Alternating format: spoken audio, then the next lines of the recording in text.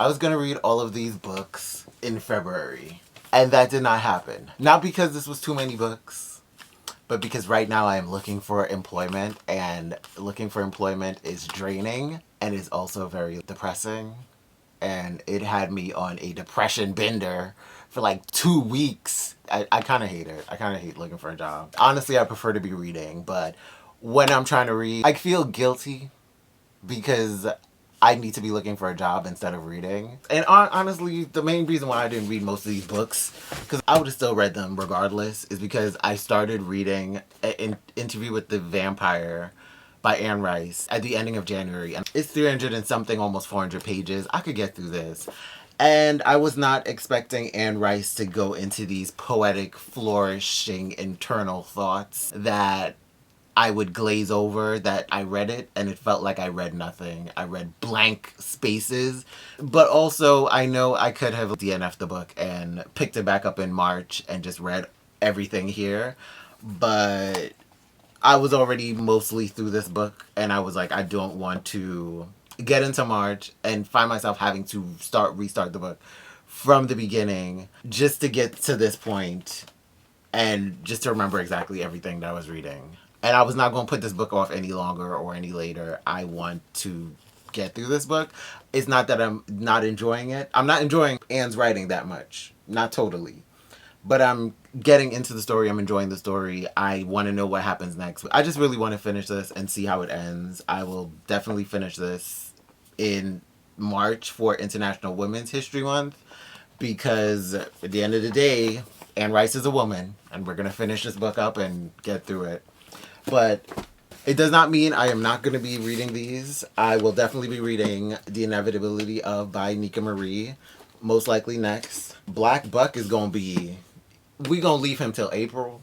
And also we're going to leave The Other Black Girl until April, because for me, these are a pair. These are going to go together. So although Zakiya is a woman, we're going to still leave her because I just want to pair them together. And I want to read it in chronological order. I will read The Witchery and Shadow Coven by S. Isabelle. Blood Debts and Blood Justice. Oh, she going to wait till next month. Blood at the Root and Bones at the Crossroads. That's going to wait till next month. And I'm going to read Legendborn, Bloodmarked, and Oathbound this month. And to stay committed to my reading plans for this year, I am reading Full Disclosure by Camryn Garrett, Smash It by Francina Simone, and Clap When You Land by Elizabeth Acevedo, because I feel like these will be nice, light reads. And they will cover my goal of reading contemporary novels every month.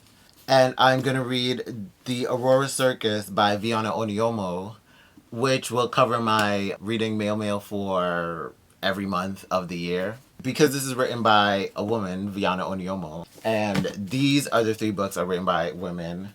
And then for my soap opera novels, I will be reading Legendborn, because series, drama, I will definitely be reading this. And also The Witchery and Shadow Coven by S. Isabelle, I'll definitely be reading those. And I believe The Inevitability of will give me also that soap opera drama, so I'm locked in for that. To add even more to that, because I am doing a lot of mental health, like a readjustment and fixing and adjusting my life, I will get back into reading Rock My Soul, Black People, and Self-Esteem by Bell Hooks, because I definitely need to do this. I need to reread this and really get back into it. I definitely want to address my self-esteem, but I definitely want to hear what Bell Hooks has to say about self-esteem. The first essay blew my mind a little bit, because what I took away from that first essay, that first chapter in this book, is that integrating with white people, or just integration in the United States of America, affected Black people's self-esteem negatively.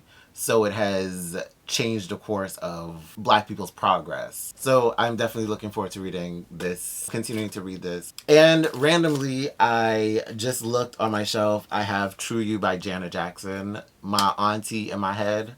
I have been meaning to read this for so long, and I'll read it again in June because it looks like it's going to be good. It seems like a very swift read. I wanted to get back into The Artist's Way by Julia Camryn. In 2022, I started it. And then my job decided to move, and I had to have a longer commute, and it just took away from me being able to continue to do this. I think I was able to manage 3, maybe 6 weeks. I made it to week 6. And my job got in the way. So now I have the time to do this. I should have already read this on March the 1st and do my 3 morning pages journaling. Although I've been journaling lately, so the journaling part is easy and we got that done. And I'm disappointing in myself for February because I bought the Anti-Planner by Danny Donovan. I could have just used this to get me to do a lot more stuff and be a little bit more organized and structured. But I was like, oh, it's wrapped in plastic. I'm going to get on camera and I'm going to bust it open. I'm not going to bust it open right now. I'm definitely going to bust it open on camera, and I will start using this in March and use it to be more organized, more motivated, more... not even motivated, just like to take more action and get more stuff done that I am working on getting done. And at this point, you could call me a Sky Full of Elephants stan account. You could call me a Sibo Campbell stan account. I love this book. And this book, I ain't gonna lie, had me in a chokehold for February. So happy Black History Month to this book. These are all the books I'm reading for March at International Women's History Month. And these are the books that I'm doing for International Women's History Month and for my mental health. Every last one of these books is by women, and majority of them Black women. Shout out to Black women, period.